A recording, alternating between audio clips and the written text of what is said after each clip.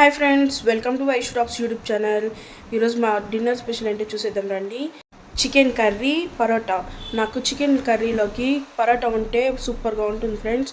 మీకు చికెన్ కర్రీలోకి ఇడ్లీ అంటే ఇష్టమా, దోశనా, పరోటానా, ఏ కాంబినేషన్ ఇష్టమో కామెంట్ చేయండి.